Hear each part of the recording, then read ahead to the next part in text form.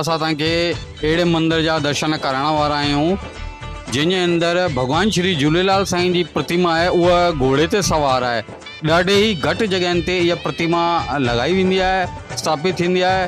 न त तव्हां जिते बि को मंदरु ॾिसंदा त तव्हांखे सभु पल्ले ते सवारी झूलेलाल साईं जी प्रतिमा नज़र ईंदी। लेकिन अॼु असां तव्हांखे पूरे मंदर जा दर्शन करण वारा आहियूं ऐं ॿुधण वारा आहियूं उनजी पूरी हिस्ट्री। त दोस्तो, इहो मंदरु आहे जयपुर शहर के अंदर। जयपुर शहर राजा पार्क सिंधी कॉलोनी अंदर अथव भगवान श्री झूलेलाल जो मंदिर, जैसा तव्हां वीडियो के माध्यम से लगातार दर्शन करो पिया। तो अज अस इन इतिहास के बारे में ॿुधाईंदासीं। इहो मंदिर 1965, जी हाँ तव्हां सही ॿुधियव, इहो मंदिर 1965 में स्थापित थियो। ते टाइम ते ॾाढो नंढो हो मंदिर, ऐं नंढे थियण सां गॾु गॾु मात्र हिकिड़ी छोटी सी हिकिड़ी मूर्ति स्थापित थी जेकी पल्ले ते सवार झूलेलाल जी। उन खां पोइ तव्हां ही सम्झी था सघो कि जेको मंदिर जो निर्माण जो कार्य शुरू थियो त अॼु तव्हां हिन मंदिर खे ॾिसी था सघो केतिरो विशाल आहे, केतिरो विशाल आहे, केतिरो वॾो मंदिर ठहियल आहे। त दोस्तो, असां लगातार वीडियो माध्यम सां तव्हांखे ॾेखारूं पिया आख़िर केतिरो वॾो ऐं केतिरो विशाल काय मंदिर ठहियल अथव। त इन मंदिर जे अंदरि सभिनि खां पहिरीं तव्हां ॾिसंदा कि भॻवान श्री झूलेलाल साईं जी जेका मूर्ति जेकी घोड़े ते सवार आहिनि भगवान श्री झूलेलाल साईं, इहा घोड़े ते सवार भगवान श्री झूलेलाल साईं जी हिकिड़ी लीला हुई जेकी इतिहास में भी लिखल है ऐं पुराणी कथाउनि में भी अचे थी कि भगवान श्री झूलेलाल साईं हिकिड़ी लीला रची हुन अंदर। उन लीला जे अंदर भगवान श्री झूलेलाल साईं सभिनि खे घोड़े ते सवार नज़र आया हुआ, हिकिड़े युवा जे रूप में, हथ में तलवार ऐं अछे घोड़े ते सवार। त इहे त जेकी आहे मूर्ति हिन मंदिर में स्थापित अथव। तंहिंजे अलावा अगर असां ॻाल्हि कंदासीं मंदिर जी, त मंदिर जे अंदरि भगवान श्री कृष्ण भगवान जी मूर्ति अथव, शिव भगवान जो परिवार अथव, ऐं सतगुरु स्वामी पुरसाराम साहिब जी भी हिन अंदरि प्रतिमा अथव, सतगुरु साईं टेऊंराम जी महाराज जी भी प्रतिमा अथव। पूरो नंढो शिव परिवार, वॾो शिव परिवार, अर्थात हिते सभिनी ही देवी देवताउनि जी जेकी आहे मूर्ति स्थापित आहे जंहिंजी नियमित रोज़ पूजा आरती थींदी आहे। तंहिंजे अलावा हिते हथ प्रसादी भी नियमित हलंदी रहंदी आहे। ऐं जयपुर शहर जे अंदरि इहो एकमात्र मंदिर आहे जंहिंजे अंदरि 365 ॾींहंनि खां वठी तव्हां 360 ॾींहं त प्रोग्राम सम्झी हलो, सिंधियत खे जिंदो रखी वेठा आहिनि कि जेके सिंधियत जा हर हिकु प्रोग्राम, को बि ॾींहं वार हुजे, सूमर हुजे त सूमर ते प्रोग्राम, मंगल आहे त मंगल, ॿुधर आहे त ॿुधर ते प्रोग्राम। त चइण जो मतिलबु इहो एकमात्र जयपुर जे अंदरि अहिड़ो झूलेलाल साईं जो मंदिर आहे जिते 365 ॾींहं जे अंदरि मात्र 5 ॾींहं अहिड़ा घटि पईंदा हूंदा, बाक़ी 360 ॾींहं इन मंदिर जे अंदरि ॾाढा त्योहार जेका आहिनि न, फंक्शन इत्यादि थींदा रहंदा आहिनि। तो तव्हां भगवान श्री झूलेलाल मंदिर साहिब जे अंदरि जेको कमु थियल आहे कांचनि जे टुकड़नि सां ॾाढो ई सुठो, उहो तव्हां ॾिसी था सघो। तंहिंजे अलावा तव्हां ॾिसी था सघो ॿाहिरां तव्हांखे असां हॉल पिया ॾेखारूं, ॾाढो ई विशाल हॉल आहे जिते 500 माण्हू हिकु साथ वेही करे सत्संग इत्यादि ॿुधंदा आहिनि, ऐं जेका सत्संग इत्यादि थींदा आहिनि, साईं जिन वग़ैरह ईंदा आहिनि त उहे हिते ई अची करे सत्संग कंदा आहिनि।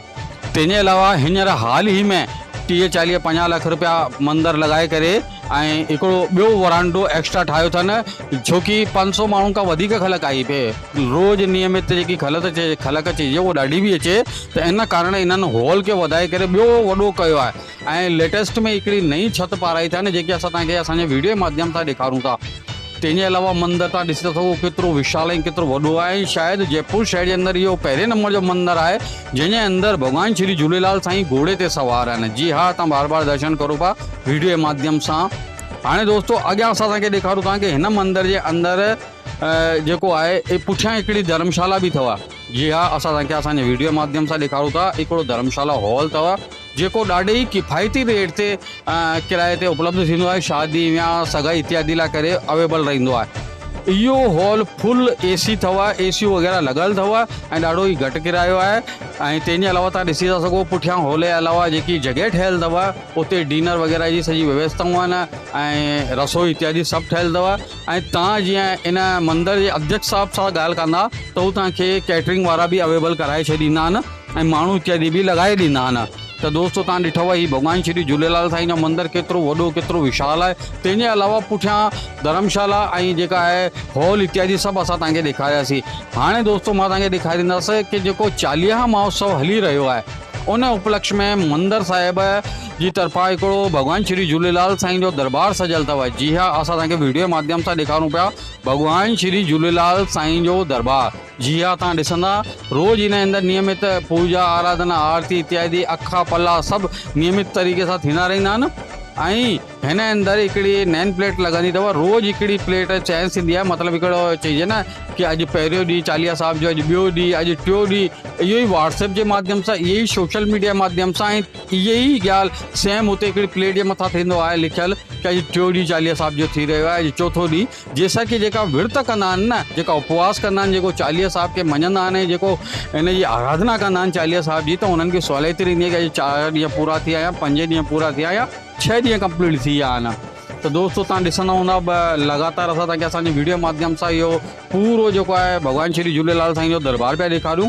हाणे हिन दरबार जी असां तव्हांखे विशेषता था ॿुधायूं। जी हा दोस्तों, हिन दरबार साहिब जी विशेषता अथव कि हिते रोज़ बहिराणो खणंदा आहिनि, रोज़ बहिराणो खणंदा आहिनि ऐं रोज़ इन जी जेके आहे न जोत खे परवान कंदा आहिनि। जी हा, तव्हां ॾिसो बहिराणा साहिब बि आहिनि ऐं जेको आहे दरबार साहिब बि आहिनि ऐं अमर ग्रंथ जेको भॻवान श्री झूलेलाल साईं जे मथां ठाहियो वियो आहे अमर ग्रंथ, उन जो बि रोज़ पाठ थींदो अथव। जी हा दोस्तों, अमर ग्रंथ जो हिते रोज़ नियमित रूप सां पाठ बि थींदो अथव। हिन मंदर सां गॾु गॾु असां तव्हांखे दर्शन था करायूं जल देवता जा दर्शन, जिते कि जेॾी महिल हिते बहिराणा इत्यादि निकिरंदा आहिनि या बहिराणा वग़ैरह जेका ई परवान कंदा आहिनि, उहो अलॻि सां हिकिड़ो स्थान ठहियलु अथव जंहिंजा असां तव्हांखे दर्शन था करायूं। उते बि भॻवान श्री झूलेलाल साईं जी प्रतिमा अथव जेकी असां तव्हांखे वीडियो जे माध्यम सां ॾेखारूं पिया। जी हा, तव्हां वीडियो जे माध्यम सां ॾिसो पिया भॻवान श्री झूलेलाल साईं जो हिकिड़ो अलॻि ई हिकिड़ो जल कुंड ठहियलु अथव। जल कुंड ठहियलु आहे, उन अंदरि भॻवान श्री झूलेलाल साईं जो बहिराणो परवान कंदा आहिनि। जी हा, तव्हां लगातार दर्शन करो पिया जल कुंड। तो तव्हां हिन मंदर जा संपूर्ण दर्शन तव्हां कया हुआ। इहो मंदरु जयपुर जे अंदरि राजा पार्क सिंधी कॉलोनी जे अंदरि स्थित अथव ऐं जंहिंजी संपूर्ण देखरेख अमरलाल साहिब मंडल पिया कनि। ऐं धन्यवाद था ॾियो असां अमरलाल साहिब मंडल जी समस्त टीम खे जंहिं हेतिरो सुठो मंदरु संभाले रखियो आहे ऐं सॼा सिंधियत जा प्रोग्राम करे रही आहे। ऐं जेका हुते असांजा भाउ आहिनि अध्यक्ष साहिबु शंकर यसरानी साहिबु, उनखे बि तहे दिलि सां धन्यवाद आहे जेका भॻवान श्री झूलेलाल साईं जा हर हिकु उत्सव, हर हिकु प्रोग्राम, हर हिकु बहिराणा साहिब चंड इत्यादि सभु मनाए रहिया आहिनि ऐं सिंधियत खे जिंदो रखी वेठा आहिनि। त दोस्तों इन ई प्रकार जा वीडियो असां तव्हांखे ॾेखारींदा रहंदासीं। तव्हां ॾिसंदा रहो लगातार सिंधी समाचार राजस्थान। जय श्री झूलेलाल।